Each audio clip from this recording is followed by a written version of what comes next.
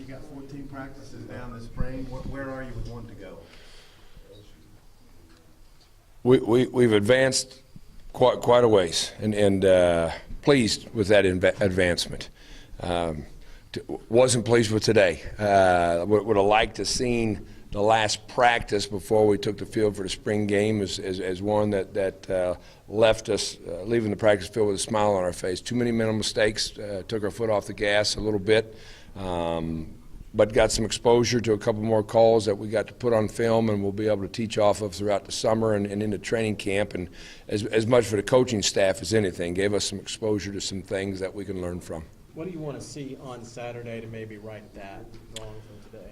Well, Saturday to me is a purest day as far as the game of football is concerned. It's about fitting right. It's about taking care of the upfield shoulder. It's about tackling great.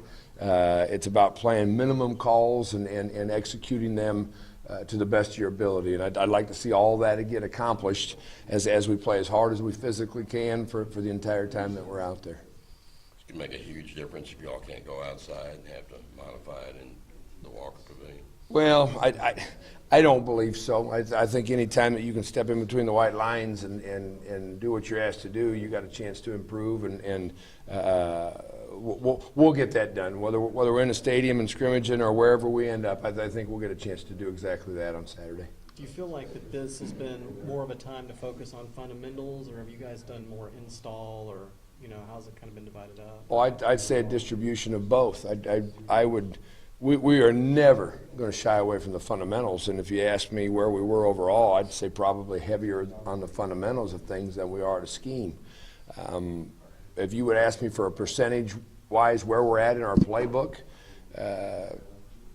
I'd maybe somewhere in the 50% range is where we're at, but we've learned the basics of this defense and what we have to accomplish to be successful, and I think they thoroughly understand that. But if they don't bend their knees and fit properly and do the things with urgency that they're supposed to do, it doesn't matter how thick your playbook is or what calls called for whatever particular situation. Is that 50% kind of where you thought you would be at the beginning of spring? Did you want to push that, or are you content? No, it was a one practice at a time approach to it. We might have ended up in the same call for 3 practices if we needed to end up in the same call for 3 practices. We added a call each of the first 3 days. And then that next Tuesday, I was planning on advancing, and we were in no position to do that. So we stayed the same on Tuesday, added a little bit on Thursday, and then went into our first scrimmage, which was practice 6. So no, I didn't have a 15-day calendar laid out with a circle about this is where I want to get. How are the linebackers as far as formulating what you got? You feel pretty decent about them? Well, we're young.